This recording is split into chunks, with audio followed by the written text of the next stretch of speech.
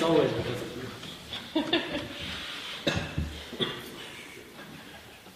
Okay, ladies and gentlemen, I'm going to start with dealing with this funny criminology thing. Because basically what we say, they're shifting the definition that everybody understood. They pretend that they kind of understood the definition in a different way. We are not against this kind of technology, and we don't say we should not reap the benefits from that technology. We say particularly when the money profit incentives comes into place, right? That is exactly when it might be used for the wrong purposes or for the exploitation of the consumers, like the first government already presented. We say secondly, what is the difference? Even if we assume their definition of profit is like wider, like status profiting, why we like the status profiting from that? Because we say the state is more accountable to its citizens in terms of evaluating what kind of harms in terms of privacy and harms in terms of of wrong research we might have on its citizens. We say the private companies who have private profit incentive do not have that kind of accountability. Therefore, we don't mind state profiting for the purposes of understanding the criminals better. We don't like the companies to profit that in terms of the money for when they sell the goods to the citizens, to the consumers, by actually that way of thinking, by using that technology. Okay, this is where I would like to move to my constructor material, and I'd like to talk about how this technology and the usage of this in private companies undermines the real rational choice of people and consumers, and why we don't like that. In this, it's going to be included the conspicuous consumption that I know Martin Schreiber particularly likes me to talk about, so I really hope it's going to be an automatic win just because of that. Okay, so starting with how it undermines the real rational choice. Because we say, if we could probably assume that technology is going to develop to the level where just by scanning your brain process, the ones who have that information after scanning can relate those processes of that scanning picture, can relate that is exactly the incentives due to which people make certain decisions. And I'm particularly talk about buying incentives. You can probably exactly see what kind of, for example, color of packaging is more likely to sell a certain good. You can see what kind of reference with what kind of people, whether your mother or whether your boss, can actually determine that what you are going to buy the particular good more or less. This is the kind of information we say it's going to be available to the companies. Now, why we don't like this? Because first, I want to talk, okay, how individuals do make choices of products, right? We say there are two parts. First, it's a rational part, when I just consider to what extent that particular product is going to be useful, whether I'm going to be fed, or whether I'm going to use it as a practical, as a home appliance, to use practically to tidy my home, or so on. That is a practical part. But we say the big part of the choice of what to buy is based on this emotional appeal that afterwards did not provide you benefits. You buy it because there are many stories when people are exploited by advertising and they buy things that they not necessarily need, but just because that advertising looks so appealing, just because they got a recommendation of other people how nice it is to have that particular thing, they buy things that are useless to them. So we say this is a kind of a two-sided decision making, like the emotional one and a practical one. No. And what's now the nature of advertising currently? It's exactly like that. You see, to some extent advertisers do emphasize practical qualities of products, but to a big extent advertisers emphasize such things as brand value creating. When there is nothing, it's air inside, it's just the image of the company or image of the brand that makes you buy that brand or makes you feel emotionally connected to that, right? This is how they sell products already, and this is what we majorly include in the advertising, right? Why that technology is so powerful, and that's exactly going to enhance that kind of practice of emotional appeal, right? Because now if I'm as an advertiser, I have the exact information of what kind of emotional appeal makes a consumer to choose a particular product, that I'm going to use that appeal. If I see that due to that picture that a recommendation of a certain age women of that product makes that consumer buy that particular product, I will use that woman that looks has exactly the same features as that person likes, right? In order to sell that product. And why is that bad? We say we have several harms. So first, because we say, because you find that specific emotional appeal, right? Then, and usually because how people make decisions, right? In many cases, this emotional appeal overrides any kind of utility calculus, any kind of calculus of how, to what extent it's useful. So the more specific that appeal gets, the less it is likely that you're going to look at the practical details of a particular good when making a consumption choice, right? And this is where it leads to where you're going to use a useless consumption in the first place. Before I move to the particular harms of why it's bad, I take you. We don't have to prove that this is fine in every case. You have to prove that it's never fine. Yeah, but like we see, that's what I'm explaining. That's the major area this kind of things are going to use, right? So, but you do not provide any profit-seeking areas where this is going to be used in other ways, because you talked about the police, which is not a profit-seeking area, right? So, what are the harms when the consumers are sold the goods based on emotional appeals and that specific things that the advertising companies can get?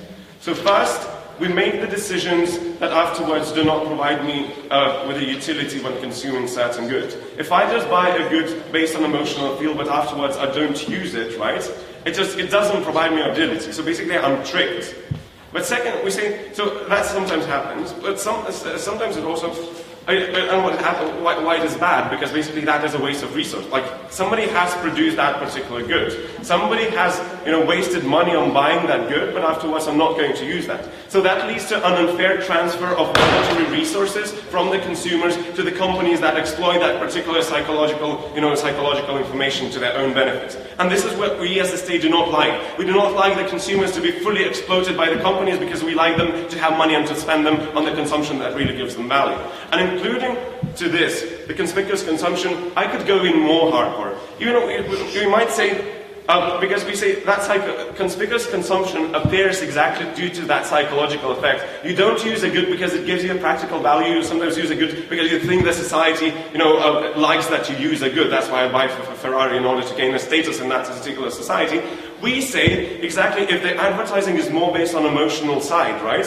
You're enhancing a conspicuous consumption because you exactly know what kind of societal pressures determines me to buy that good. And why is that bad? Because we say it is a useless consumption. You don't get a real value because you're pressurized by the societal attitudes to get that good rather than use it in a practical way afterwards.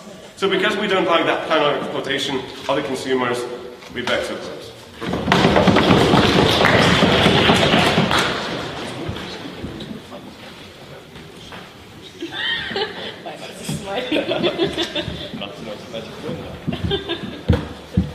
Regardless of the speech and invite Reynolds from closing opposition to the court.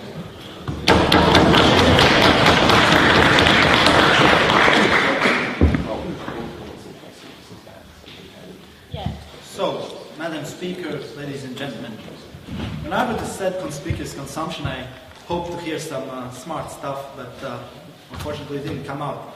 So, he doesn't get the automatic win, and here's why. So, when he's saying about the use of technology, and he's coming up with all these philosophical terms that people enjoy so much as rational choice, that it doesn't really mean anything to a normal person. Because what his case is that he's idolizing some kind of consumer that is created just for economic purposes so he could analyze all these events. So what he would be implying that people would be actually these rationalizing people that would be making these scales of how they value these bundles of utility, evaluating, having full information. I mean, clearly he's wrong. We're not that kind of people. If we're talking about advertising, right? And advertising is emotional and somehow bad, right? Well, we don't say actually that's so bad. When you're buying, the process, no, sit down. The process of consumption is so good, right? Because your dopamine levels in your brain are increasing. You're like the storm of these hormones. You're feeling good process, right? We don't see actually how the process of advertising as such and consumption as such, as he's saying, is bad. Sir, sit down.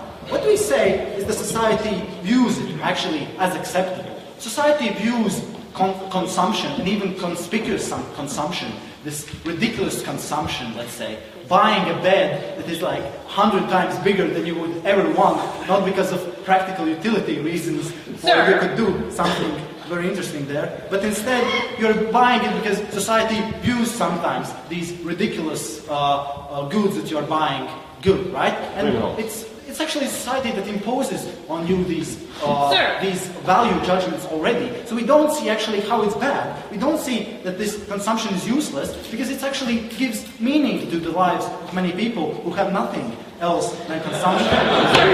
So I don't see really how the case against consumption as such can stand in this debate. I think this debate is more about different things. First of all, I will talk about this concept of autonomous decisions and how they view that this status quo of what you're given is actually some kind of a good process. And secondly, I will speak about how this actually helps to solve problems that humans are faced every day. So, how default is not fair, actually. Sometimes it's very unfair of how your brains might be, let's say, wired.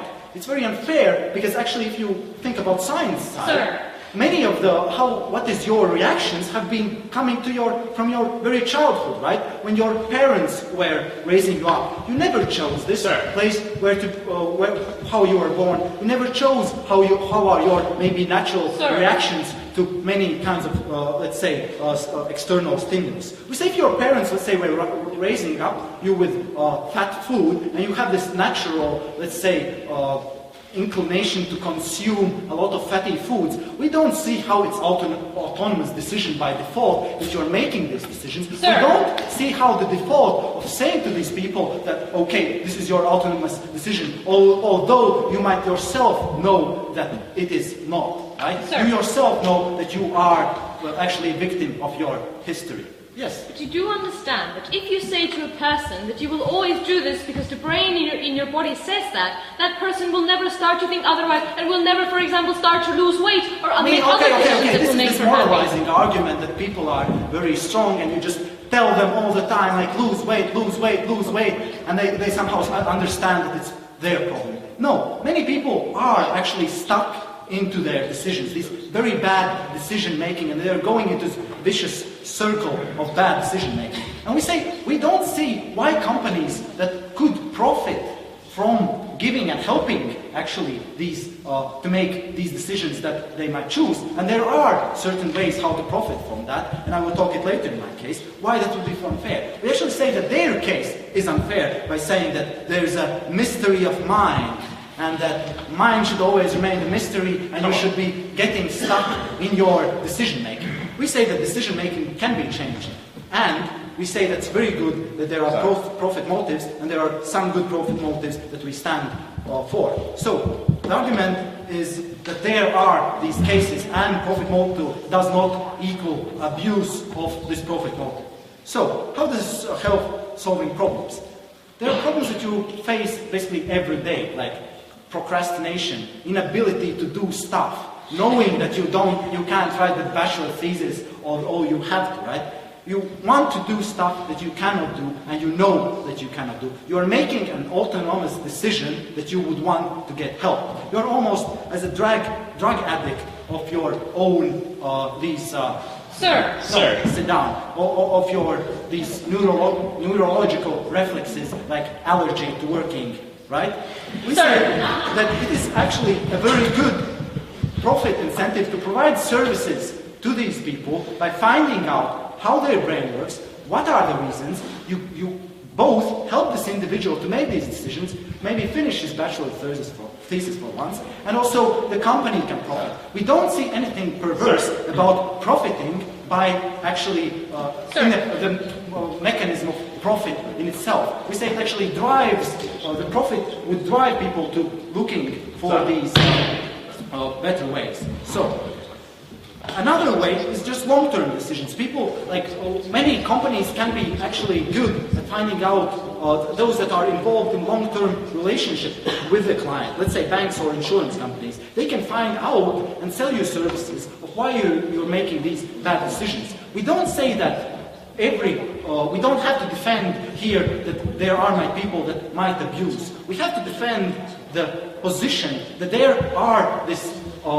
there can be a mutual benefit both from profit making for the company and the individual. That you can't get help, for example, just because you're making bad long-term decisions, and your bank knows because it's also hurt by your bad decisions. So if we say that it could also sell you services and help you understand why you're making these decisions. We say that there are, let's say, diet companies that could find out why are you eating those fatty foods all the time, and you cannot say no to that kebab at 4 o'clock in the morning.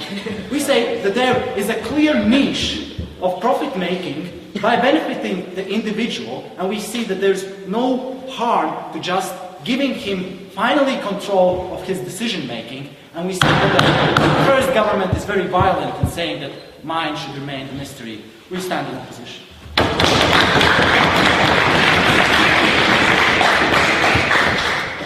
thank Reynolds for his speech and invite Mikhail to close the case of the government.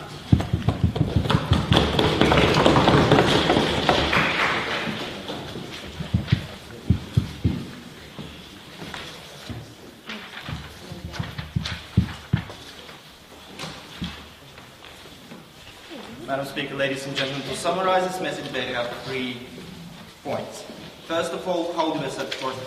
Second of all, how do we make rational decisions? Third of all, what are the harms that will exist if we allow profit to be in the place of this particular technologies? So, starting from the first question of how do we assess profit? And we on the side of proposition told you throughout the debate that profit is the thing that companies always seek to maximize. In that sense, they put moral calculuses aside, only chasing for the money which can be provided through the mechanism and from the technologies we are talking about right here. They told us on our position that individuals does have this bodily integrity of deciding what they buy and what they not.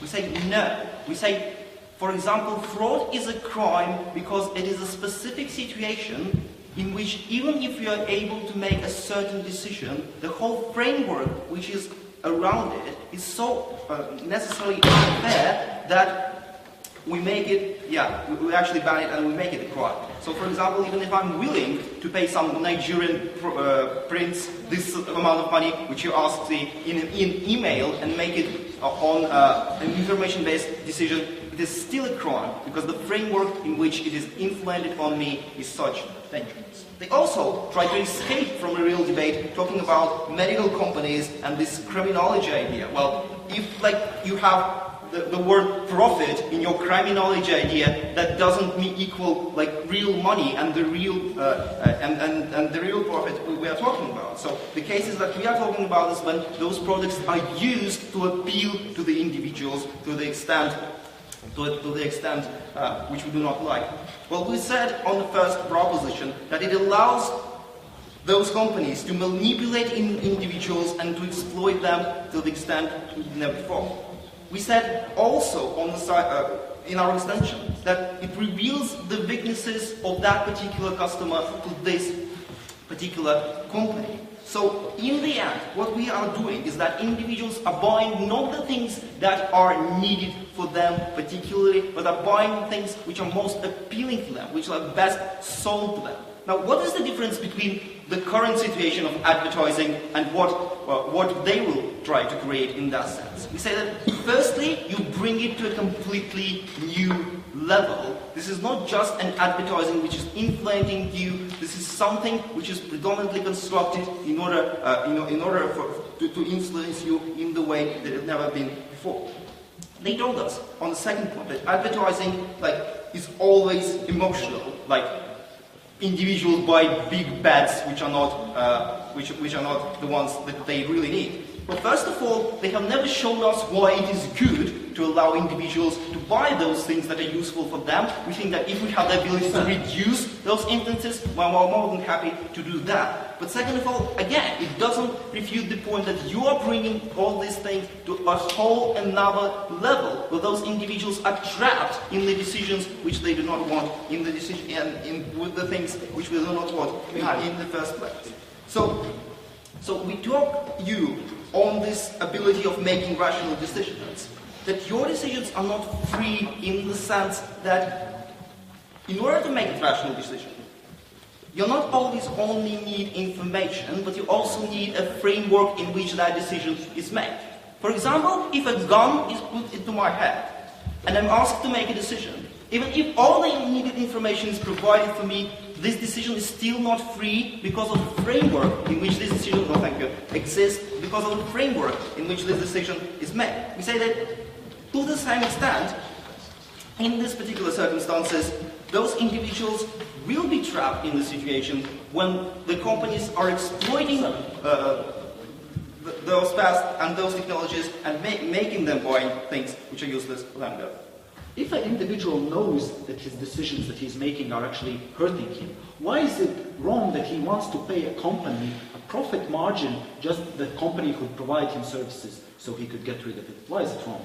Okay, first of all, we don't think that your analogy about psychologists and so on and so forth is very beneficial, on several levels. First of all, we don't think that knowing something necessarily needs you, necessarily allows you to change that thing in the first place. Second of all, we think that there are a lot of individuals who are not interested in knowing that there is something wrong with you. And third of all, psychologists could also exploit the very knowing how you make decisions. Why is that? This is because they also need money to, money to make, and this is why they also need you to come to them and visit them like another time in order for them to have this visit paid on and on again. Now, moving to the last point of this debate, which we brought from the side of the second proposition, harms. Well, first of all, we already shown you how that emotional appeal will be abused and how that emotional appeal will be exploited. We told you that individuals will end up with not buying the utility that we need and with stuff which they actually does not need. We already brought this analogy of the fraud. When you are trapped in a situation when you are in the end with the thing which you do not need and that thing was put to you in the framework in which you do not freely agree to obtain it in the first place. Okay. More than that, we say that there are specific harms, for example, in insurance companies. When insurance companies, by knowing that there is certain paths of how individuals make decisions, transfer that knowledge to other cases. For example, if they see some of the individuals predominant to health problems, they might assume that other individuals will also have those health problems. In that sense, those companies are more likely not to insure that particular individuals, and there is a clear harm about that in the sense that they will be leveling out those individuals and treating them as the same. Okay. So what we brought you from the second government? Brought you that profit which should never be in this particular construct. We think that it will not only make not rational and free decision, but it brings that to another level, trapping individuals in the framework which is equivalent to fraud on our side, and we have several harms because of that. Thank you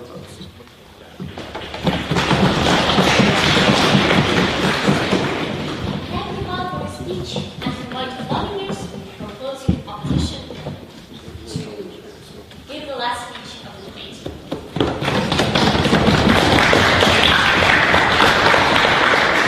I have to make a joke about my height.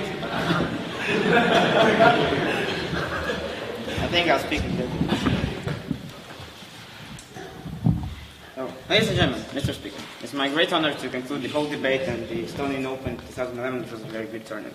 So, we have a very big problem with this side of the government, because they have so many assumptions, and these assumptions are so important, so large, and they're assuming so many things that actually they cannot prove them, and the whole case doesn't hold. Because what they assume is that that people are rational, people are independent, they're like these super beings who can make perfect decisions, like these total icons. Like they're not humans, they're icons. They have all this information, they are perfect at thinking, they know all these philosophical concepts, they can make these decisions. Well, this is wrong. They are, by default, they are influenced by many factors. By default, they are not rational. And we think that this exact technology,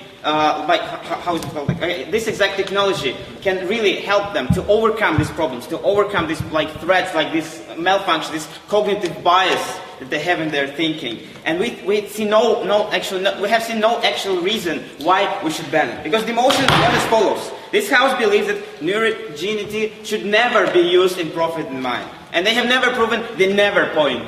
Okay, we agree that there might be this like evil capitalists who will definitely exploit people, evil corporations and like doctorism and stuff. No, thank you. But they have never proven that by no means we must use this thing. Sir. No, thank you. You will have him translate.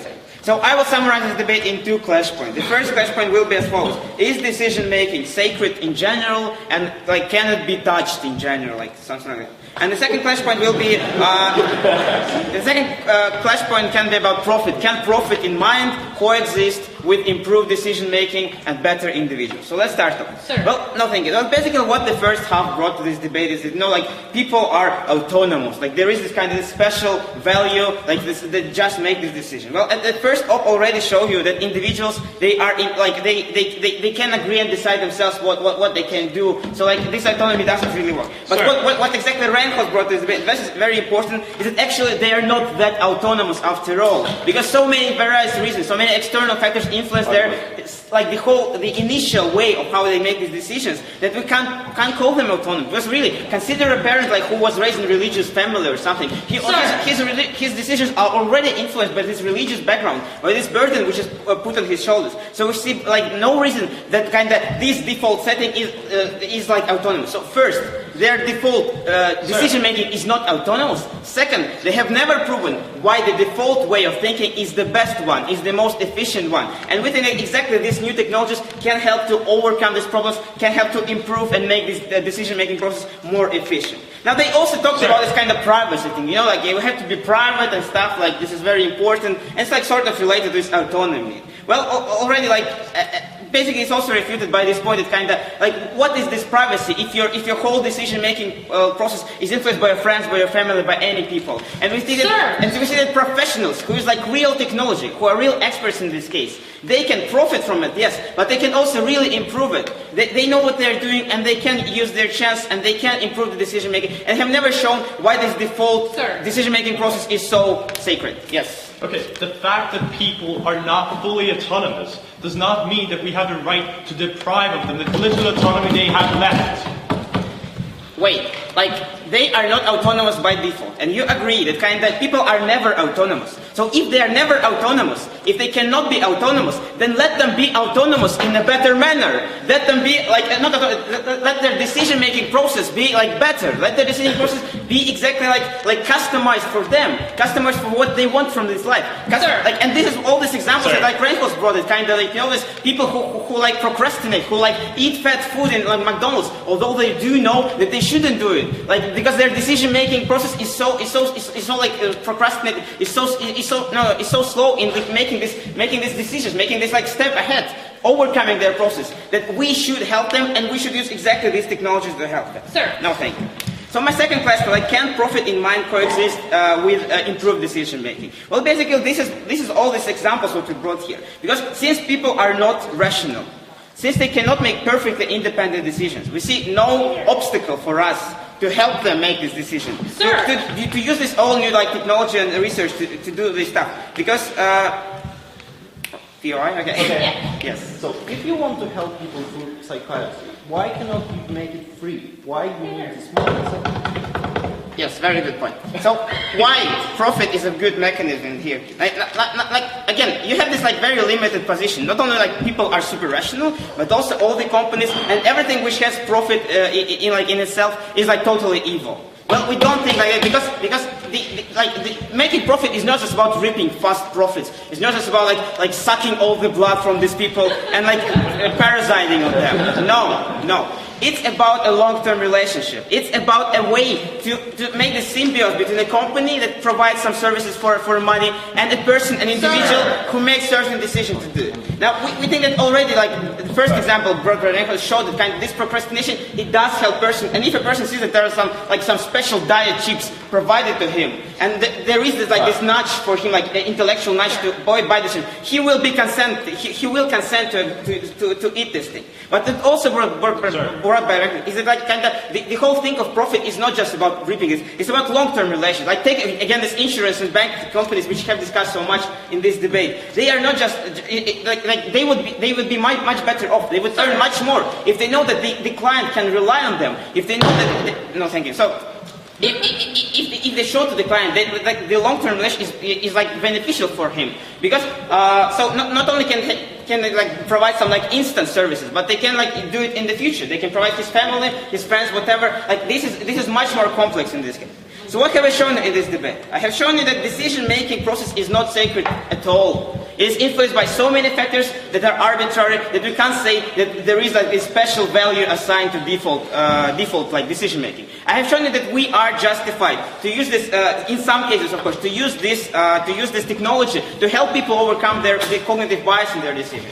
I have shown you that they have never proven the never part of this motion. We do agree that some evil capitalists exist in this place, but we also think that some good capitalists exist in our society who do understand the pro-democracy. And I have shown you through many examples brought by the first opposition and the second opposition that there are many cases when you can use it, when you can like improve decision making and at the same time reap nice profits that are good for the companies and the person itself. For all this reason, I'm proud to oppose. Thank you.